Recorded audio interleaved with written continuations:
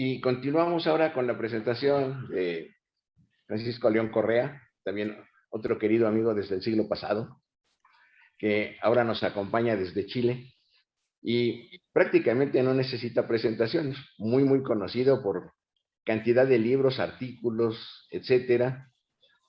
Su trabajo en bioética primero en España, después en Chile, en la Universidad Católica actualmente, y como presidente de FELAIBE durante un buen rato y promoviendo esta comunicación en los países latinoamericanos. Francisco, pues adelante, te cedo la palabra.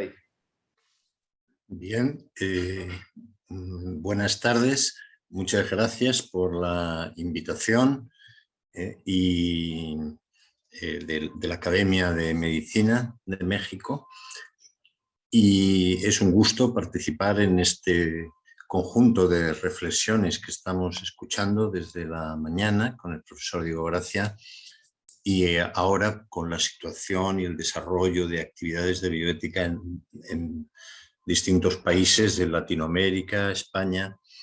El título que me han dado a mí es La bioética en Latinoamérica, un título amplísimo.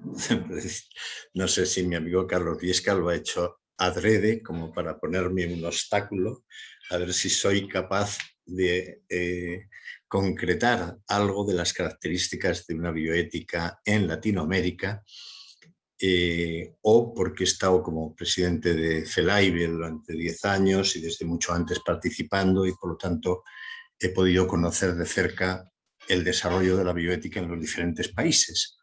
Pero es un reto importante tratar de reflexionar en conjunto si es que se puede hablar de una bioética latinoamericana o de una bioética en Latinoamérica. Y Latinoamérica es muy grande y tiene culturas y países muy distintos y modos de fundamentación también de la moral y de la ética muy diferentes, y por lo tanto hay una gran diversidad. Primero quería hacer una pequeña referencia autobiográfica, y me disculpan.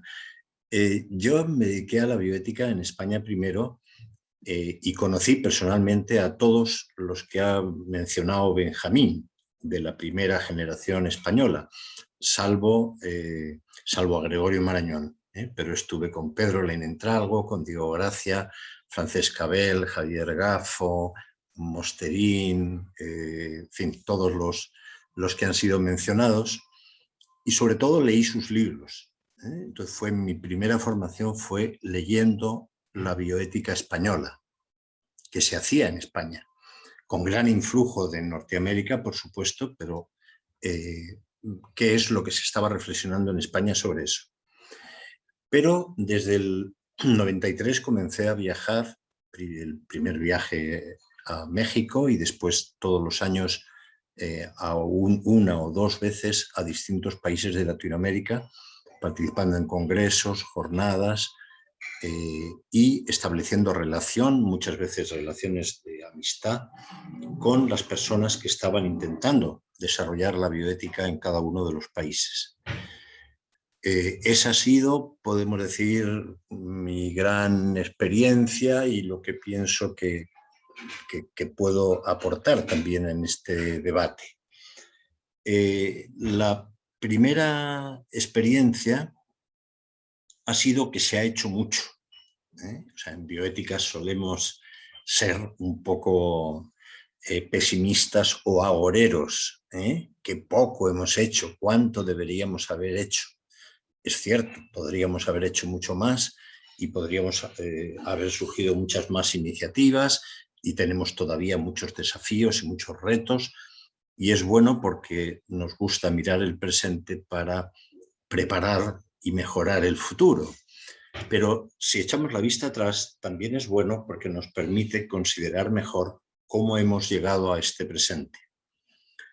En bioética, en los años 90, había pequeños grupos en algunos países, no en todos, los de Latinoamérica, y empezaba hace 30 años, se ha celebrado ahora, el mes pasado, en el en el 13º Congreso de FELAIBE, comenzaba hace 30 años la Federación Latinoamericana de Instituciones Latinoamericana y del Caribe de Instituciones de Bioética, que fue un intento de llevar la bioética a los países y sitios donde no estaba todavía, basándose en aquellos países en que ya se había desarrollado un poco más.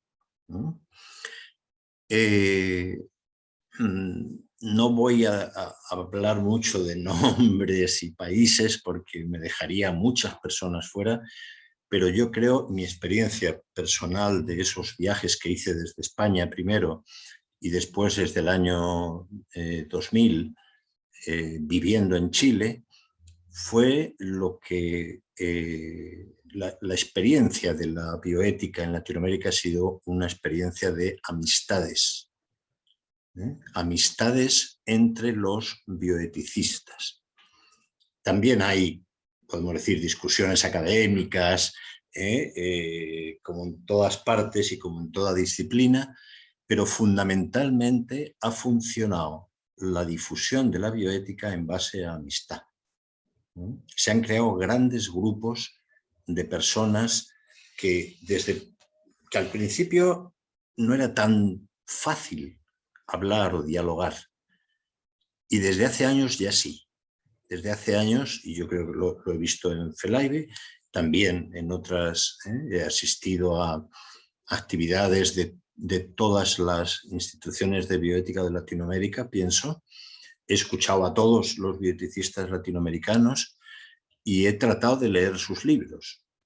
Hace algunos años ya, con el patrocinio del doctor Fernando Lolas y del programa de bioética del OPS, hice una recopilación de pequeños abstracts de todo lo que se había publicado, por lo menos todo lo que a lo que yo llegué, podemos decir, todo lo que se había publicado en los diferentes países de Latinoamérica, ya en el año 2004-2005. Y era muchísimo, era muchísimo. Me encontré con mucha gente que no sabía que se había publicado tanto en su propio país.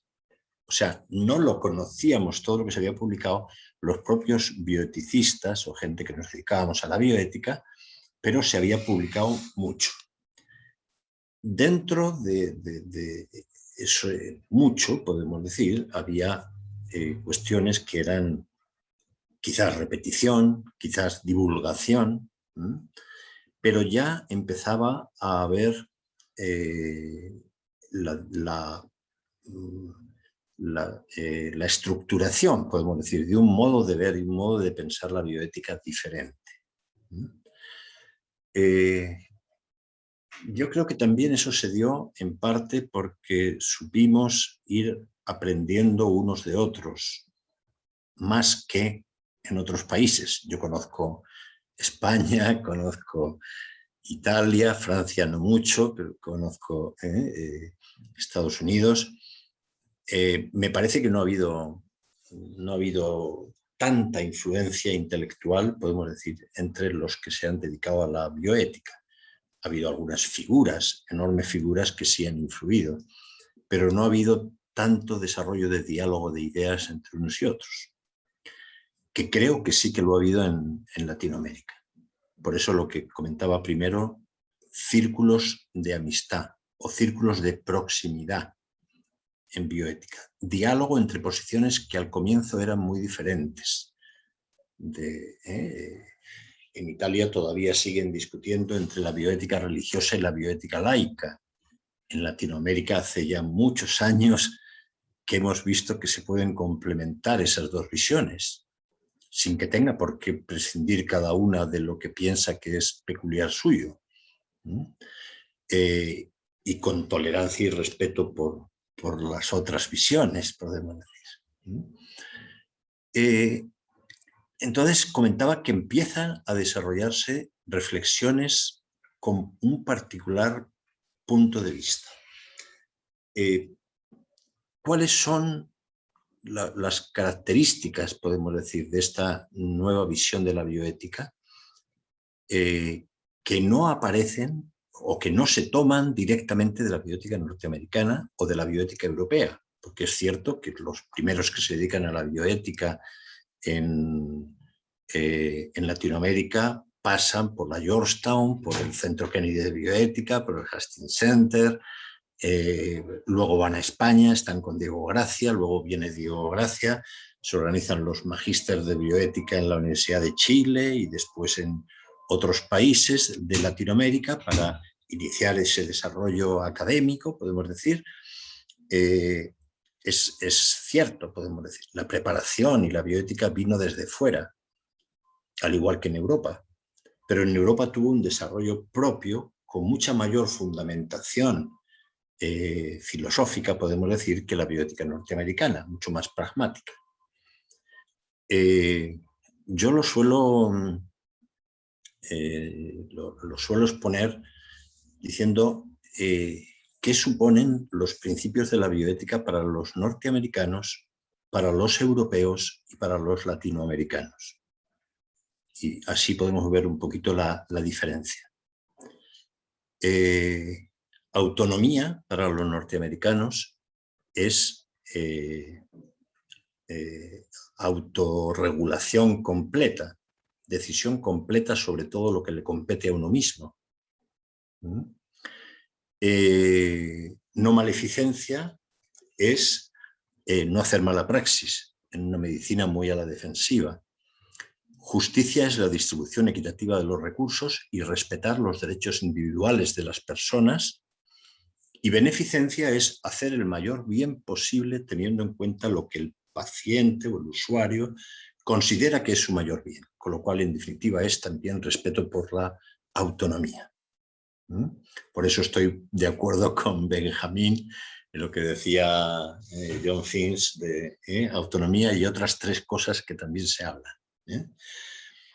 En Europa, lo que se ha propuesto en estos últimos años, y me parece una propuesta positiva, es autonomía como corresponsabilidad entre el profesional de la salud, el médico y el paciente.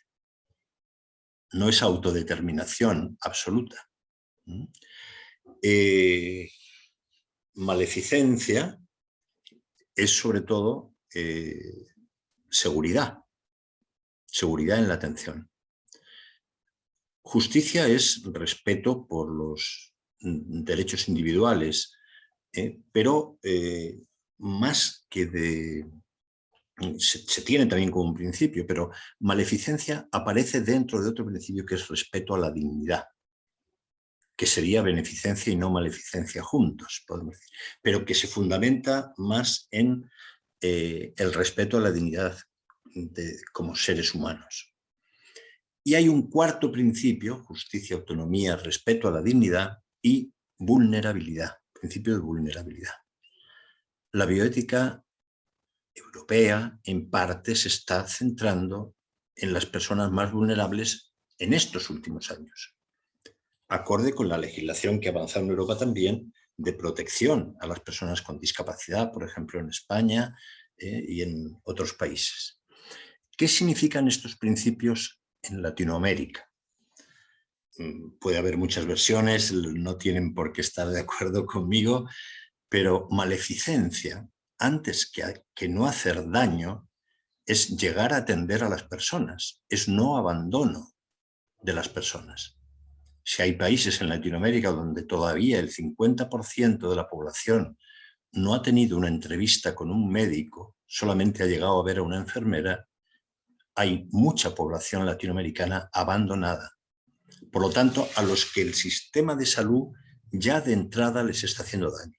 Son personas ya vulneradas en su derecho a la salud, el derecho a la atención en salud.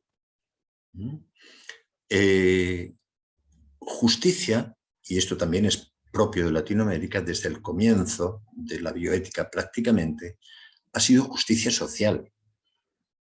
Por lo tanto, ha sido reparación cuando se han cometido injusticias y ha sido protección de los más vulnerables. Es de justicia que si tenemos más población vulnerable o con unas tasas mucho más altas de vulnerabilidad, vulnerabilidad en la educación, vulnerabilidad en la salud, en la extrema pobreza, en muchos índices que podríamos ver en toda la región. Esa vulnerabilidad mayor nos tiene que llevar a una mayor protección. Por lo tanto, ha sido en Latinoamérica donde ha surgido una bioética de intervención, por ejemplo, conseguir una mayor justicia ante los hechos de injusticia, o una bioética de protección también, o una bioética social, una bioética que contempla que no solamente tienen que ser éticos los profesionales de la salud y los pacientes, que también deben serlo, sino que tienen que ser éticas las instituciones de salud, los sistemas de salud y las políticas de salud en nuestros países. Por lo tanto, justicia para Latinoamérica es bastante más amplio, un concepto bastante más amplio. ¿Son éticas nuestras políticas de salud? ¿Son éticos nuestros sistemas de salud? ¿Son éticas nuestras instituciones de salud? Y ahí hay todo un debate y todo un desarrollo de la bioética que me parece fundamental.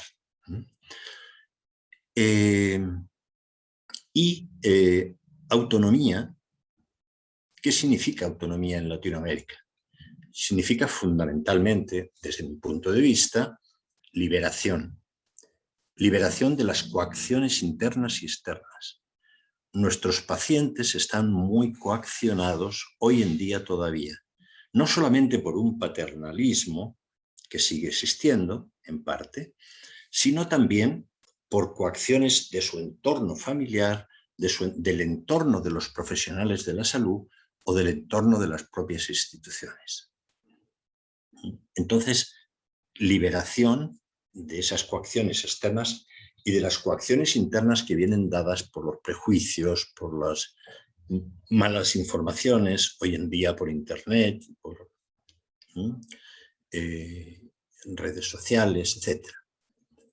Entonces, autonomía es fundamentalmente para nosotros promover la competencia de las personas para que puedan decidir con libertad, con autonomía. Promover la competencia primero como paso previo. Y ahí hay otro campo importante dentro de la bioética también.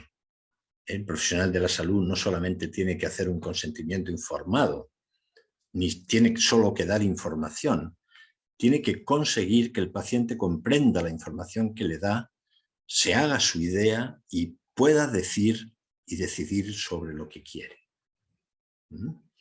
Y lo último, la beneficencia. La beneficencia para nosotros en Latinoamérica no es únicamente hacer lo que el paciente quiere porque considera que es lo mejor. Sabemos lo que nuestros pacientes quieren, si observamos desde los comités de ética, por ejemplo, las quejas, las encuestas también de satisfacción usuaria, etc. Lo que dicen, lo que quieren nuestros pacientes de los sistemas de salud, que muchas veces no se lo da, es un trato digno, es humanización. Por lo tanto, beneficencia en Latinoamérica fundamentalmente es humanización en el trato, en la atención de salud, en las instituciones de salud, en los sistemas de salud. También es otras muchas cosas, como, igual que en Norteamérica y en Europa, como solidaridad, como todo lo que puede ser la competencia profesional, la excelencia en la calidad de la atención que se da, etc. O sea, hay muchas cosas que engloban la beneficencia, pero diría que fundamentalmente es eso. Entonces, en Latinoamérica ha habido una reflexión desde otras prioridades diferentes. No es que no hablemos de consentimiento informado, pero no es lo más prioritario para nosotros ahora mismo. O no es que no hablemos de los derechos de los pacientes, hablamos y tenemos nuestra legislación en bastantes países, pero no es lo más importante cuando hay unas desigualdades sociales tan grandes. Entonces, tenemos que reflexionar desde esa situación especial nuestra. Ahora, ¿por qué ha pasado esto en Latinoamérica? ¿Por qué no ha pasado en Europa o en Estados Unidos? Yo creo que en Europa porque han estado muy cómodamente instalados en el estado de bienestar hasta hace recientemente poco. No sé qué opinará Benjamín, pero hace 15 años se ha empezado también el desarrollo de la atención a la discapacidad, de la mayor solidaridad, de que hay que tener mayor responsabilidad social también, las crisis económicas, etc. Esto en Latinoamérica lo vivimos desde mucho antes. Y en Estados Unidos, aunque tuvieran 40 millones de personas fuera de cualquier seguro de salud, no se lo planteaban. La justicia era el reparto equitativo de los recursos, siguiendo a Rawls, la justicia como equidad, pero no era justicia social. Bien, con estos presupuestos, ¿qué ha pasado con la bioética en Latinoamérica? Comentaba antes que tenemos que ver lo positivo que ha ocurrido. De esos pequeños grupos que hace 30 años empezaban a coordinarse, a empezar a realizar acciones, a tener unos primeros congresos, por cierto, con muchísima gente, con muchísima participación, como el que se hizo en Colombia con el padre Alfonso Llano, o los que realizó después el doctor Velasco Suárez en México, a los que pude asistir. Muchísima gente interesada, pero al comienzo muy poca gente informada de lo que era la bioética. Poco a poco nos fuimos enterando todos de lo que era la bioética, podemos decir.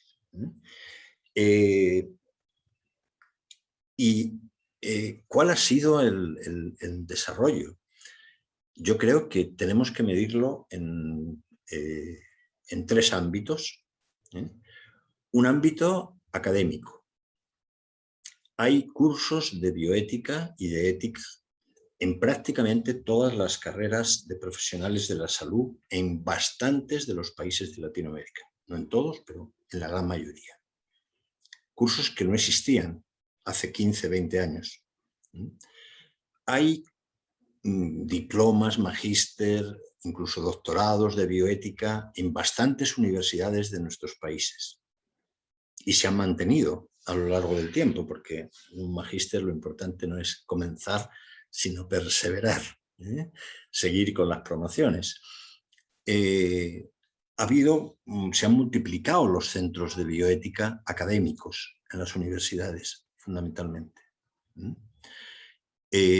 Todo esto ha hecho, podemos decir, que la docencia en bioética haya llegado a mucha más gente, a bastantes de los profesionales de la salud. Yo cuando doy alguna charla con profesionales de la salud siempre digo, a ver, si les veo las caras, que últimamente no se ven mucho, pero si les veo las caras, digo, ustedes son jóvenes, todos han tenido bioética en su carrera. A ver, alcen la mano. Y alzan la mano todos, salvo alguno que hay mayor de 50 que no lo puede hacer. Pero han tenido cierta formación en bioética y después están llenando nuestros posgrados.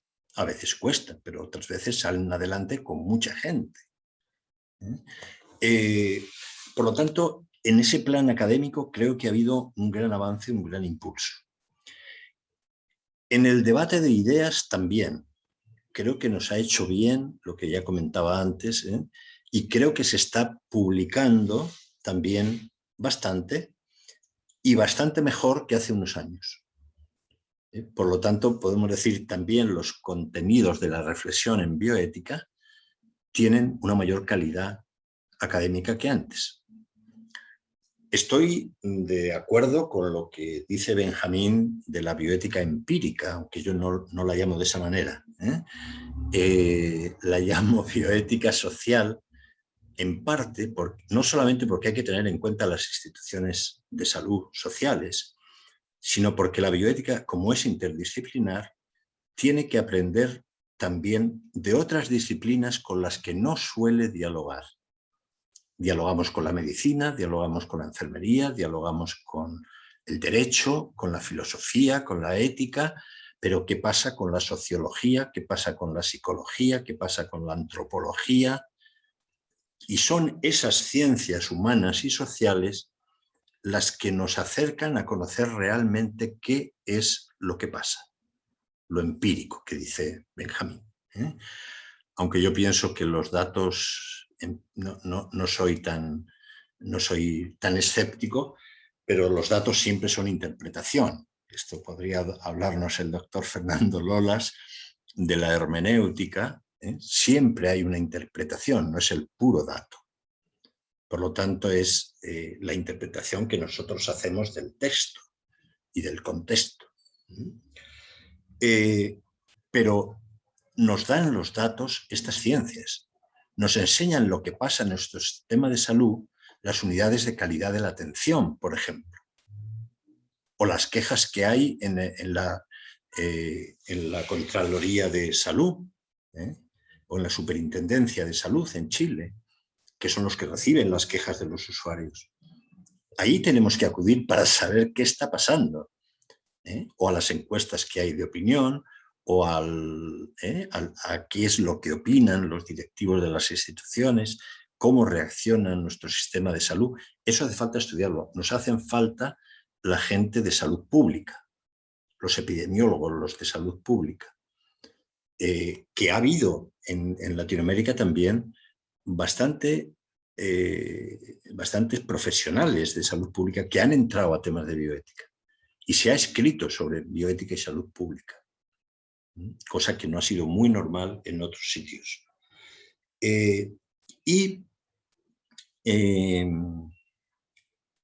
También podemos decir que por eso tener en cuenta las ciencias humanas y sociales, tener a psicólogos, tener a sociólogos en los comités de ética, en los centros de bioética, no acudir solamente a los filósofos, y parece que me estoy echando piedras en mi propio tejado, pero no acudir solamente a los que somos especialistas en ética, acudir a los que son especialistas en saber qué le pasa a la gente, qué pasa en nuestro sistema de salud, porque si no teorizamos, como bien dice Benjamín, venimos a dar soluciones ideales a problemas que nos hemos planteado nosotros mismos. Y el tercer aspecto que quería tocar es el de lo que se llamó en su tiempo institucionalización de la bioética. O sea, los comités de ética, las comisiones nacionales de bioética y los comités de ética. Es cierto que en algunos países han tenido mucho menor desarrollo, pero pienso que en bastantes de los países latinoamericanos ha tenido más desarrollo que en España, por lo menos en la España que conozco yo un poco desde fuera y de lejos. Pero Benjamín ya nos dijo que hay pocas consultas a los comités de ética. Bueno, yo estoy en comités de ética aquí en Santiago de Chile, donde tenemos entre 30 y 40 consultas al año. Por lo tanto, no es tan poco. Pero los comités de ética asistenciales y los comités de ética de la investigación. En estos años se han creado redes de comités, todavía en algunos países muy comenzando, con muy poco desarrollo, podemos decir, y estamos tratando de apoyarles, pero hay una red de comités de ética de investigación ya importante en muchos países. Hablemos de Colombia, de Argentina, de México, de Chile también. Hay una base suficiente como para poder revisar toda la investigación, sobre todo la investigación biomédica que se realiza en nuestros países, cosa que antes no lo había. La primera vez que fui a Guatemala fue para la puesta en marcha de un comité nacional de ética que iba a revisar la investigación por primera vez en el país en la Universidad Nacional. Hasta ese momento nadie revisaba las investigaciones que hacían las empresas farmacéuticas norteamericanas en Guatemala. Hoy en día tenemos la capacidad de revisar toda la investigación que se realiza en nuestros países.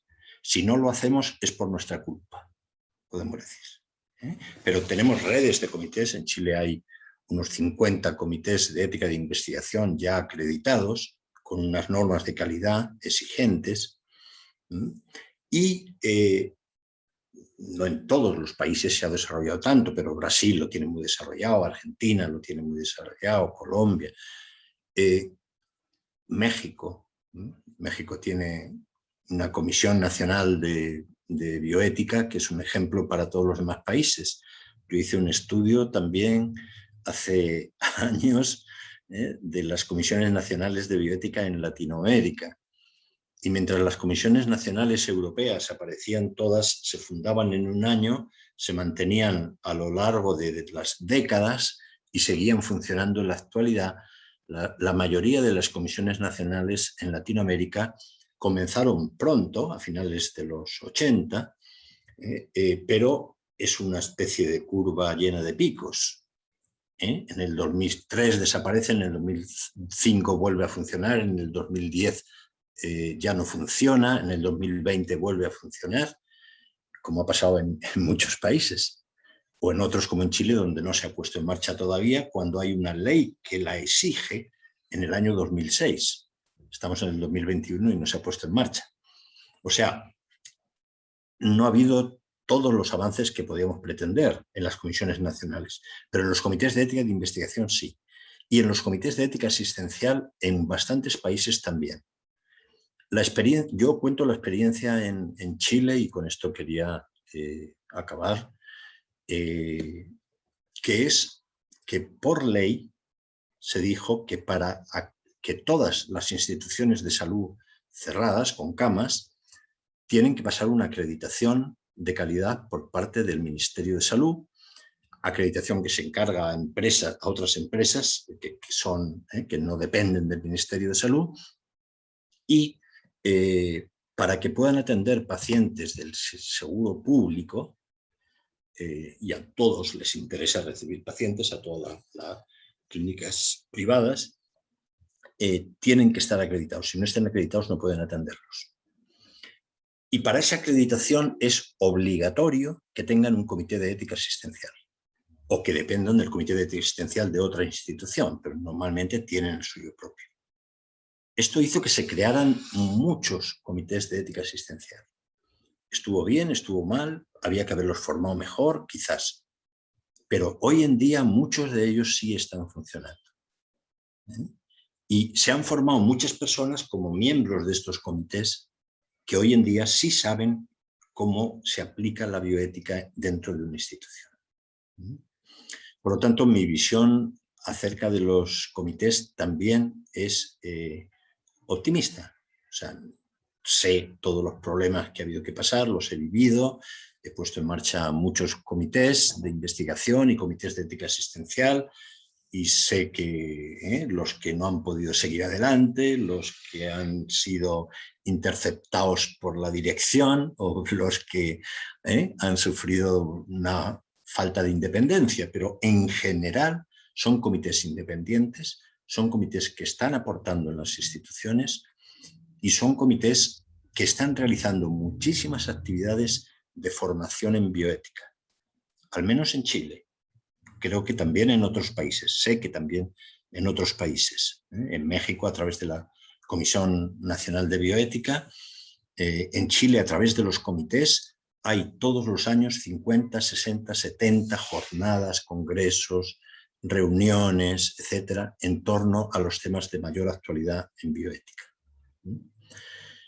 Bueno, con esto acabo, les doy las gracias y termino esta visión mía particular de la bioética latinoamericana. Muchas gracias, Francisco. Una excelente panorámica nos has dado. Era tarea no fácil, por eso te lo encomendamos aquí. Ya vi. Sí, entonces, mil gracias.